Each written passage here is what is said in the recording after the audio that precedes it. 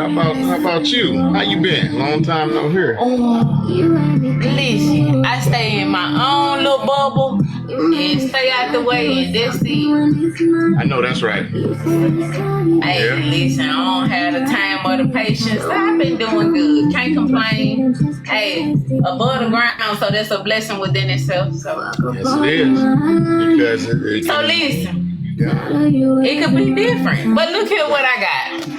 I still have my autograph copy. I appreciate it. Thank you. I gave one away in a giveaway, but I still have my autograph copy. I appreciate you. I let somebody read it. I was like, look, yo, this is autographed. I need you to bring this back. Like, you cannot have this. You can't trash this. You can't nothing. I need that. For real, for real. Yeah. I know that's right. I appreciate that. Yes, ma'am. Yeah, so how is my aunt doing? She is doing great. Still very active. Still Listen. very much driving. That's a blessing. That's a blessing. It is. Yeah, she's doing good. Doing really good. I need to go by there and see her. I haven't seen her pass in a little while, but talk to her. But yeah, she's doing good. Definitely. How's things? Pretty good. Can't complain. This weather is really fickle and just so yeah. I stay in the house, and because I'm allergic to outside and all animals dang near, I just basically be inside. Hey, nasty. So yeah, so I'm allergic to everything outside, pine trees, everything except for a pecan tree. So I just stay in. Right. If I go outside, Walt's in behind me, so I don't have time to be sticking myself with my EpiPen. Right. I don't got time for that. Right. I do not have time for that. So yeah. So y'all, this is my favorite cousin on my mama's side. Look at you. It's always up between you and Courtney. So like y'all are probably my two top favorite cousins on my mama's side. But yes, he's an author. Y'all gonna have to he's gonna tell y'all where y'all can find everything, but we can jump into it. I ain't gonna hold you down. Wait, where my girl at? Where's she at? Oh, she upstairs. She upstairs. Tell her to come here. Right. Tell her come show her face now before I do anything else. Right. I don't know if she got her phone with her. I'm gonna try to text her right quick and see. And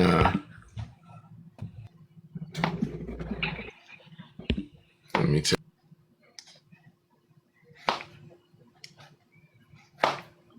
Hey everybody, welcome in. TikTok wouldn't let me share it out. I got Rico to share it out.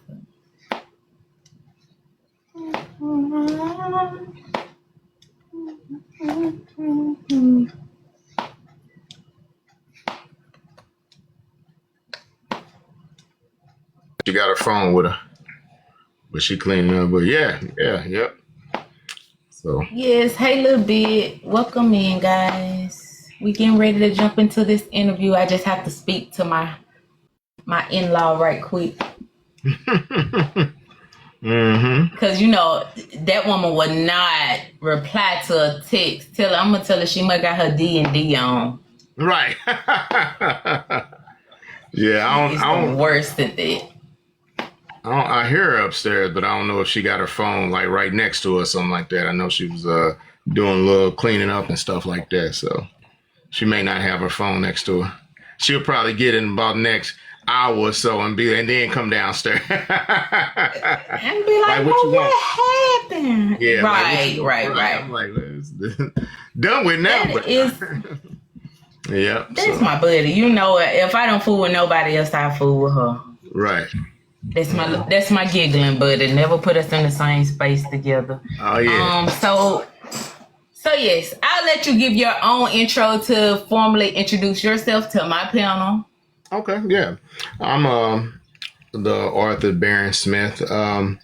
I got 17 published books. I write. I'm kind of all over the place when I write. Self-help novels, Nonfiction. That's pretty much what I stick to that. Been writing since 2005. Um, and I'm working on my latest book. I don't know when I'm gonna have that done, but sometime this year. So, in a nutshell, that's me. That's who I'm about. Love writing them stories. So, I love it. So, yep, that's me. So, and he's married. He's Two married. kids. Got two She's kids. a Delta. She a Delta. Yeah, my wife a Delta. I got a daughter.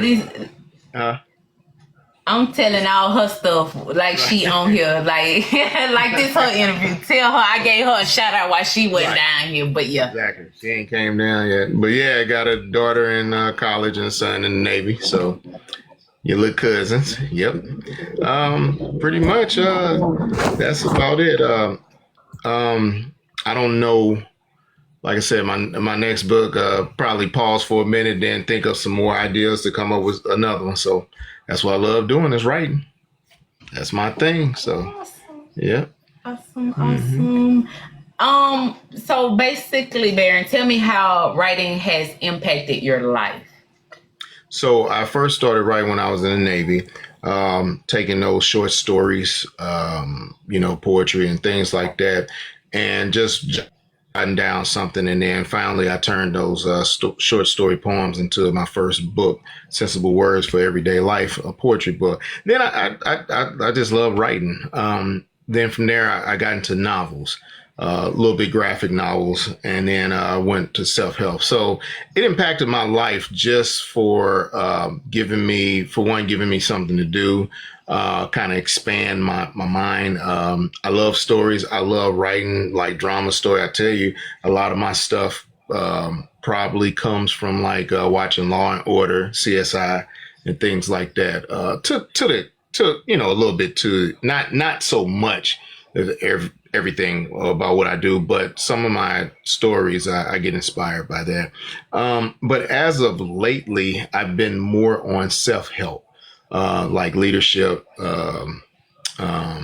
mentorship, and things like that. I'm getting pretty heavy into that, this volunteering and stuff like that. So now I have books geared towards that. But don't worry, I'm getting back into the novels again because I love the story. So that's how it impacted my life. I don't think that I can stop Really quickly. I appreciate it.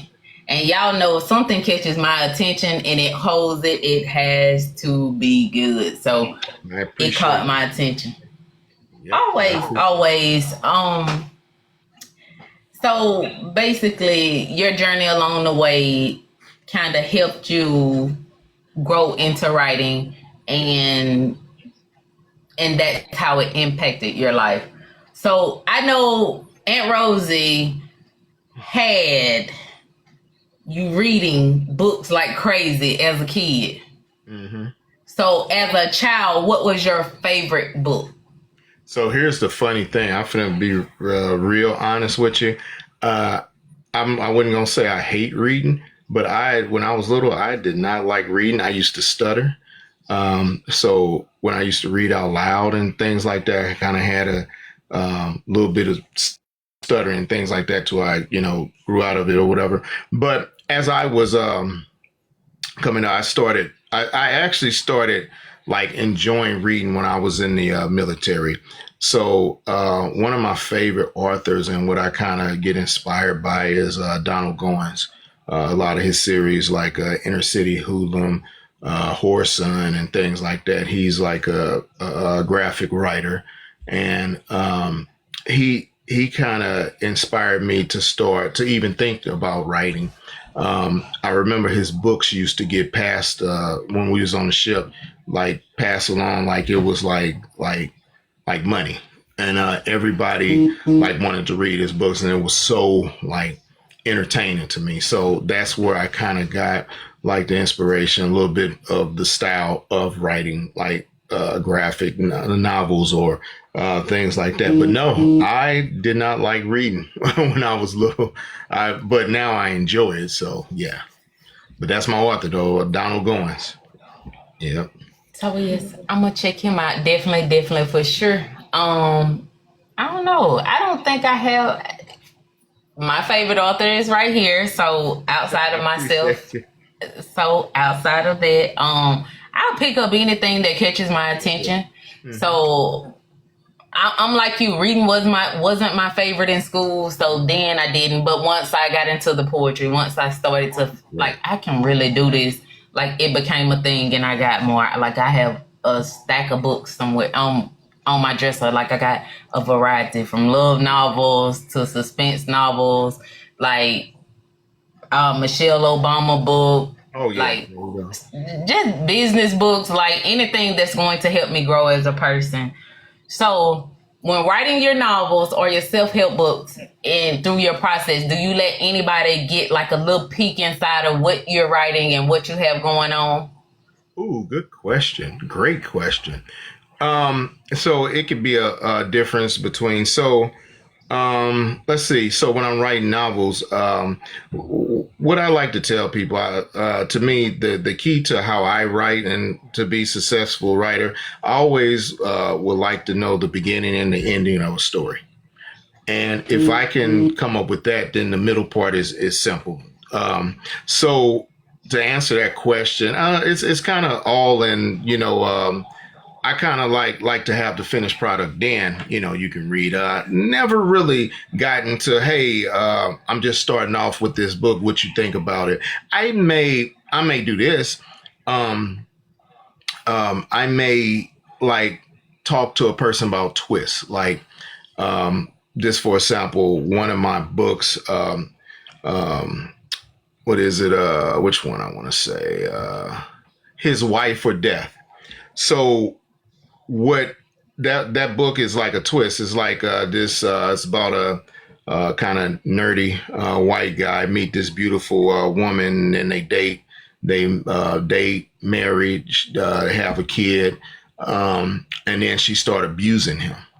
So that type of twist like that, I kind of got like kind of wanted to see what people think about that. And from what I got from it, I was like, yeah, I can do this. So something like that, then I'll just finish the rest. As far as like self-help, like leadership and mentorship, it's just things that I went through, things that I think that the youth would need to hear. So that's kind of like the finished product. Then I'm like, here you go. This can be like a roadmap to success or, a mentorship type of thing. So that's how I kind of go by, my writing and stuff like that. Yeah. And there's nothing wrong with that. I mean, I have did things like I'm working on something, and I think I'm holding that one, and I haven't let anybody see it. One that I haven't finished yet, another one. Like I've let somebody read that one, and it's like a page turner. I want the next page. Like what is going to happen? I can't tell you what's going to happen. I got to come with what's going to happen first. So it's just a thing. I enjoy writing. How do you determine that your novel or your self-help book is complete? Like I said, before I start writing, I like to know the beginning and end. To me, a complete novel is when I got the middle to tie into the middle to tie into the front half and then to the end. So it's been times I think my favorite novel of the books that I wrote, which a dirty little reason too. The reason why I like that book so much because it has so many twists in it that it took me. I said like, okay, I'm done. Then I'll go back a couple of days and be like, "Ooh, I just thought of something. I can put this twist in it," or no, I'm done. I'm completely done. Then I'll go up and kind of change something from the beginning. So with that book, it took me a while to kind of finish it or to perfect it to the way that I liked it. So that's how I kind of like. The book has to feel good to me. It has to be something that like I remember I was writing which book was it? The Prison Walls, and I was just writing, and then took off like a couple of days from writing. And I came back and I read it. I was like, whoa, I wrote this. So I want that effect. That's the type of effect that I want. And then that's, to me, that's how I complete books. It has to wow me, and once it has that wow, and like I said, with my favorite book, A Dirty Little Reason too, it didn't wow me until I finished like revising about 3 or 4 times. Then it wowed me. So that's my way of saying, okay, I put my stamp on it. It's done. So this is complete. I'm satisfied with this. Right. And this is going. It's done. It's complete. I'm ready. Exactly. What surprising discoveries did you make, like during your writing process? The transition from like a self-help to novels. So my first novel was A Dirty Little Reason, and it was just it felt better than a self-help. A self-help book to me is like, okay, I got the information in my head. I'm just going to project it. But a novel is more like, okay, I got to create this story. I got to make sure this story makes sense. I got to make sure the characters come to life. I got to make sure that, when somebody open it, they're not going to read the first 5 pages and be like, I can read this later. I want them to open it and be a straight page turner.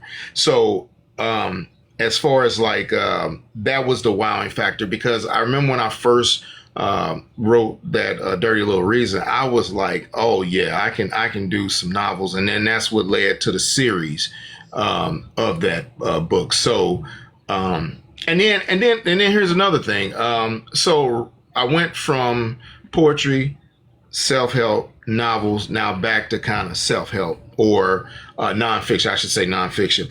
The transition from novels to nonfiction was it wasn't bad. It was something that I wanted to write about. Like my latest book is going to be about my times in the Navy, and what inspired that is there's things that happen to me in the Navy, and getting feedback from like TikTok, like, I'll put something out, hey, y'all remember when we did this? And then the feedback I get from people, I say, yep, I got to put that in. So that was the excitement for me. So it's just the wow factor of writing a novel, then going back to nonfiction.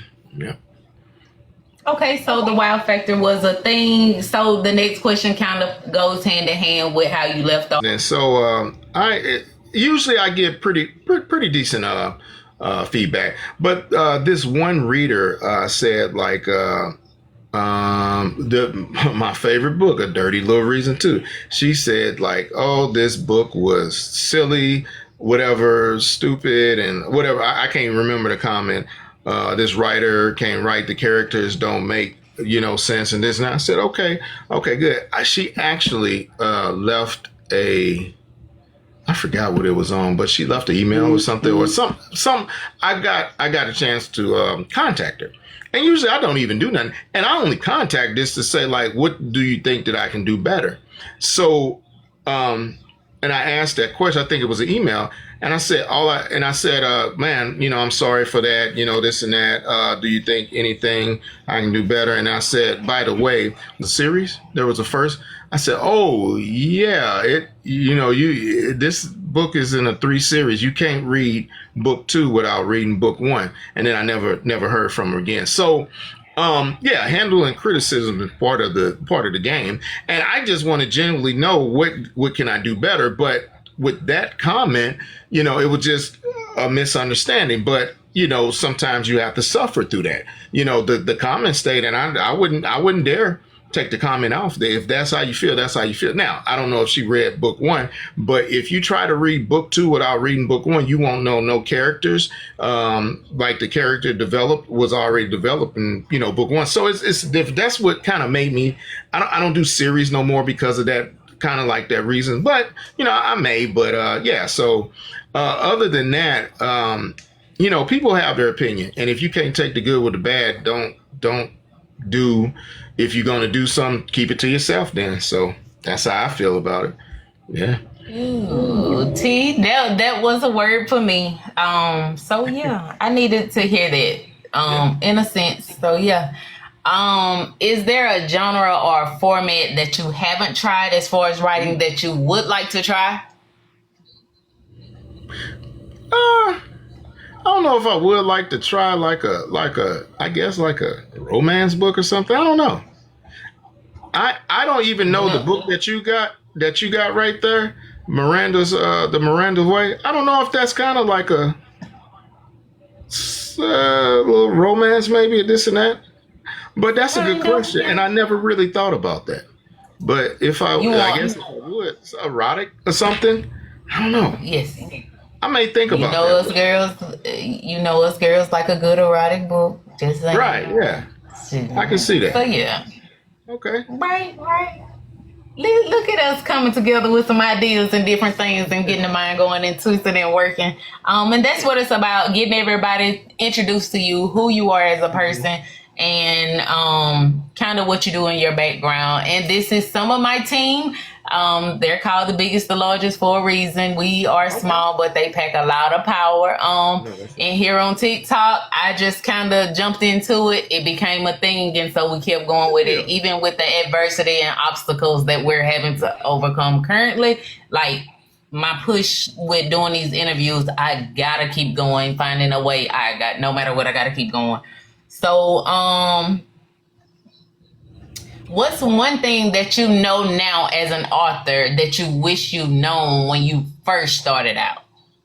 To not do a traditional publishing, unless there's some type of yeah, even with that, if you get big enough where a company is coming after you to publish your book, then that means that you can do it self-publishing or do it on your own. So my first book cost me a lot, and I only got like maybe like 100 copies of the book, and it just wasn't worth it. Where self-publishing the book, you keep all the royalties, you keep everything, and it's at a low cost to produce the book. So I'll tell that to anybody. Look into self-publish. It's just a little bit more work. And the way technology is now, you can YouTube, how to do things. But in the long run, you'll come out, um, better than, a tradition. I don't even know too many traditional publishing company that's on like a scale where new authors coming out anyway.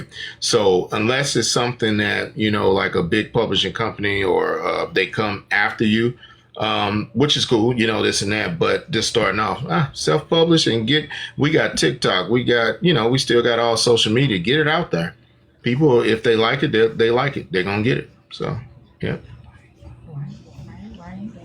Do you prefer a hardback book or a paperback book? Just a fun Good, question. good question. I have never produced a hardback book, so that would be something that we'll put on my bucket list. As of I guess I can't tell you this.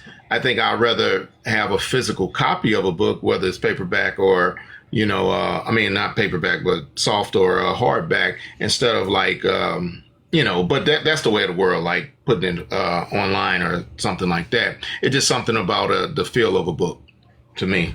And I think that there's still some fans out there or people that loves, physically reading a book instead of reading it on your phone and tablet or something like that. But it should be available in both just to get the, audience engaged and stuff. So, yeah. And Hmm. me personally, I prefer a book. Like Yeah. digital, like I'm gonna look at it and be like, Hmm. I'm gonna probably put that down and probably buy tomorrow. But if it's a physical copy, it's something I actually had to purchase and I have it in hand, I'm going to read it through and through. Right. Like more than one time. Like Exactly. Miranda's Way. Like that was one of my favorite. Exactly. So definitely yes. I prefer a hardback book.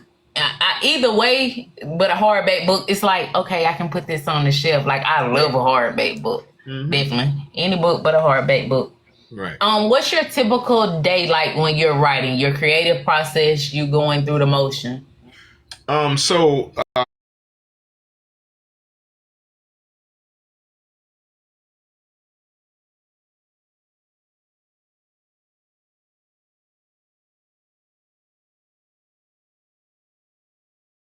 discipline, what you call a disciplined writer. I will tell myself Monday through Friday, I'm going to write 2 pages, maybe 3. So at the end of the week, I'll either have 10 pages or 15 pages. Seriously. And then that's how I do a book. I can't just sporadically write, like maybe write 1 page or one day write 20 pages. I have to be disciplined with that. Now, that's not to say my one book from getting shot to taking shots. I had I was asleep and I just woke up and just started jotting down ideas and things, and I didn't even go to sleep that night. And then I think I finished that book probably like within a couple of days or something like that. That's the only book or the only time I ever did something like that. But usually I'm very disciplined, and it just works for me.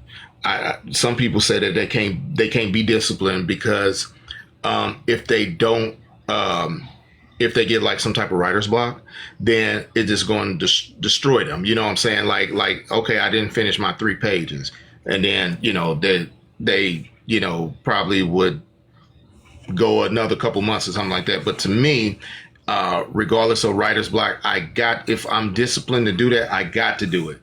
So that's how I do it. What about yourself?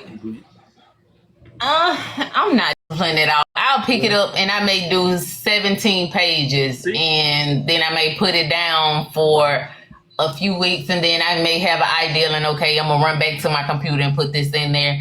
So it just depends. I'm disciplined as far as in that moment, but when it comes to having writer's block or like I'm not feeling it and I'm not in a space to where it should be to pour into it, I'm not gonna do it.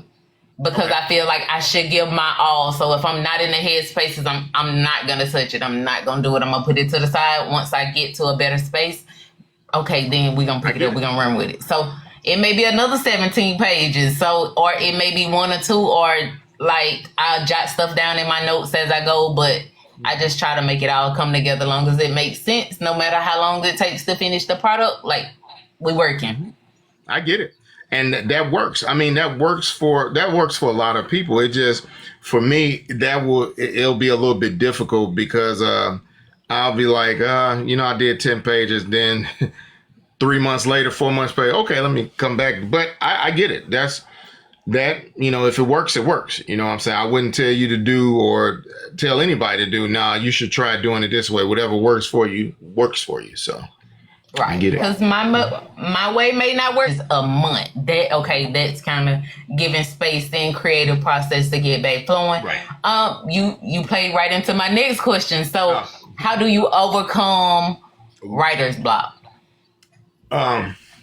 So, to me, one way that I can defeat writer's block is to have that beginning and ending, and then I'm just filling in the middle. So yeah, you can have writer's block or something like that, but I always know I got to, come up with this ending or something like that. Another thing is inspiration. It's been so many times where Law and Order come on, and I'm not thinking, I'm not even writing. I think about it, I see something on Law and Order. I say, oh yeah, let me write that down or something similar. And then they get the brain flowing and stuff. So, inspiration, like I may see something to me kind of, stop or get me away from writer's block. I think in my time writing, the funniest thing is probably, no, that wasn't that one. Probably, was it a novel? One of my novels. It took me a long time to write, and I don't know why. I don't know why, and maybe it was a lot going on or something. But it took me a long time. But I finally, pulled it in and got it. So that was the only time I really experienced something that could be similar to writer's block. Mm-hmm. Okay. So next question. What book are you reading now? What's your current reading load? Let's see. I I kind of got so I got a couple of well, I consider mentors, and I've been picking up. It's an author called J.M. Benjamin, and he's one of my mentors. He's actually a person that I'm a huge fan of. Um, he kind of we have been to conferences together. He have like kind of mentored me on it. His Ride or Die chick series is really good. I kind of caught my picked that up and started reading, going through it again and picking it back up and reading. Um, that that and maybe who else? I can't think of this author now. I have to find the book again, but that was something I read a couple months ago. But I just found myself picking up a J.M. Benjamin book. If you guys don't know him, check out J.M. Benjamin. Really good author and one of my mentors. So, yeah. If you had one message to give to your fans, what would it be? Or your supporters? Thank you. Now, um, support. Keep on supporting authors. There's a lot of great authors that's unknown, and I can consider that myself. There's always going to be authors that are well known that write well, but you may find some authors that that are unknown that probably just as good or maybe even better. So I challenge fans, anybody, to just look at some authors that may be in the genre that you like reading in, and try another author, see how they write, see how you may find yourself like, wow, it may be inspirational to you. It may be something that you want to start writing because you read a book from somebody like I said, the Donald Goins. That's what kind of made me start writing, because I couldn't believe that a person that wrote like in a street literature, he's kind of street literature, I guess, if that's what you want to call it, that his books are so gritty and so very dark. I'm like, wow. But he has a artistic way of writing that, it just made me, wanted to write. It made me want to read more. So yeah, I just encourage and challenge people to pick up another author that you may not even know. See how they write. You may find somebody that you like. Mm-hmm. Definitely, and there's nothing wrong with that. I try my best to pick up some. I like I said, different stuff. So it don't matter what it is, who it is. I pick it up if I like it. Read the first page, and it's a go for me. I'm gonna keep going. So, nothing wrong with that. Nothing at all. I'm gonna ask you two people favorite book. What is your mom's favorite book, and what is Rhonda's favorite book? My mom, she that's a good question. Oh, I know she liked that Miranda Way. Um, and I know Rhonda, was that Brenda Hampton book or Brenda Hampton? I'm not sure, but she also enjoyed a J.M. Benjamin book. I think she had a author by the name of Quan. She enjoyed that. My mom, I don't really know. I don't really know like if she, got a favorite book, but I know that she enjoyed the Miranda Way that I had wrote. So I know that's kind of biased because that's my mom, but yeah, she enjoyed that, or she enjoys stories like that and stuff. So, yep. There's nothing wrong with that. Nothing wrong with that.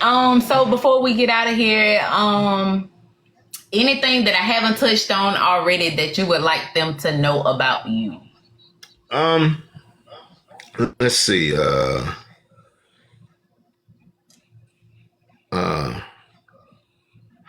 I got a chance to do a collab during the pandemic where it's more of a podcast. I guess you want to call it a movie somebody knows. It was pretty good. It was an 8-part series, and the unique thing about that was I was on a team. At first, I was going to be one of the writers on that podcast, scripted podcast, like movie, but I became one of the directors on there. But it was unique because we had to. The pandemic started. So what we was going to do, we was going to set up into a conference room with microphones everywhere and do it from there. Well, pandemic hit and we had to do it from people's houses. So we had to kind of help everybody set up their equipment and stuff in their house. Some people who didn't have it. And we had a very strong engineer and he did his thing and the series came out great, I think. Um, I think people loved it from the feedback that we was getting and stuff. So that was a very unique style. I don't know if something like that has been done. I'm pretty sure it has, but to actually record over, we kind of did it over. It wasn't Zoom. I forget the name of the what we used, but it was pretty difficult to do because it was something that we had to have a strong audio engineer because different people equipment. Sometimes it may be rough, but we pulled it off and it was good. It's an 8-part series. Someone knows. So check it out if you get a chance. It's on Spotify and stuff like that. But yeah, it was a great experience. Love to do something like that again. So yeah. Definitely, y'all. This is one of my favorite cancers, one of my favorite cousins, definitely one of my favorite authors. Y'all make sure y'all tap in with him, follow him, and y'all check out some of his work. Also, tell them where they can find your work, where they can purchase a book if they prefer a hard copy, a copy over a digital copy. Oh yeah, sosbooks.org, or find me on TikTok, Barron Smith. But my website, please. I appreciate everything. Thank you. That was sosbooks.org. Yes, and you can give them your social media platforms as well that you own, that some people may not be on TikTok, maybe more on Facebook or however. My Instagram is bsmitty, BSMITTEE. What else? This is Barron Smith. And I think that's all what I'm on. So I appreciate it. Awesome. I appreciate you and thank you for coming through. Listen, today made 27 years that Grand has been gone. So collabing with you to do this on today was a big deal for me. Well, Hey, these people don't know my real name. My bad. It's my bad, T. Warren. I can't with you, but yeah, I think Stephanie's gone. Okay. And her and the girls are gone. Zoe stays in town, and my kids are in their own quarters doing their own thing. Kate is as tall. Last time you seen him physically, he was probably 6, and he's probably almost 6 feet tall. Man, Tootie will be 21 in March, still the littlest of the bunch.